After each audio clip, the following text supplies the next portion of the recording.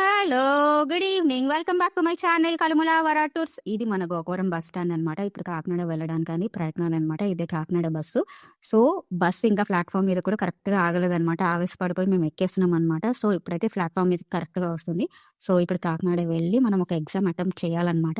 So, చూద్దాం results ఎలా వస్తాయో తెలీదు. ఎగ్జామ్ అయితే అటెంప్ట్ చేశాననమాట. ఇది మొన్న 22nd రోజనమాట. మాకు అదృష్టం ఏంటంటే మేము కాకినాడ వెళ్ళాలంటే రాజమండ్రి దాకా ఎళ్ళాల్సిన అవసరం లేదనమాట.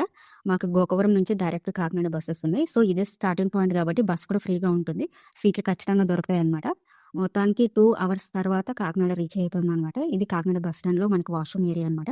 ఇక్కడ చిన్న సిట్యుయేషన్ అయింది ఏంటంటే అన్ని బస్ స్టాప్స్‌లో మనకి వాష్‌రూమ్ ఏరియా అంటే రూ. 10 తీసుకుంటారు కదా!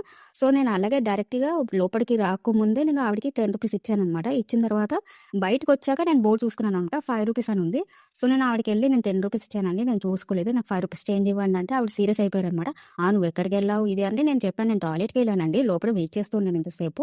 మీరివ్వండి నాకు తెలియకనే కదా నేను రూ. 10 ఇచ్చాను. ఎందుకలా సీరియస్ అవుతున్నారంటే, సీరియస్ అవ్వట్లేదమ్మా చెప్తున్నాను అనంట.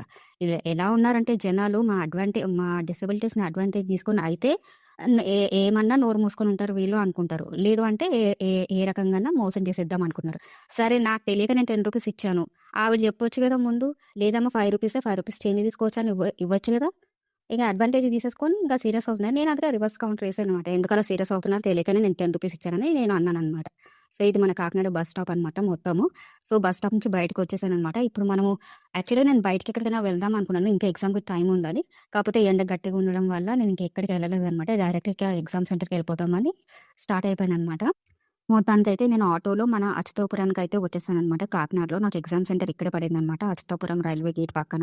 నేను ఆటో దిగి మంచిగా వీడియోలు తీసుకుంటూ వస్తున్నాననమాట. ఇక్కడ సడెన్‌గా నాకు రైల్వే ట్రాక్స్ కనిపించాక ఒక్కసారి మన బండి ఆగిపోయిందనమాట. నాకు రైల్వే ట్రాక్స్ దాటాలంటే ఎంత భయమంటే అంత భయమనమాట.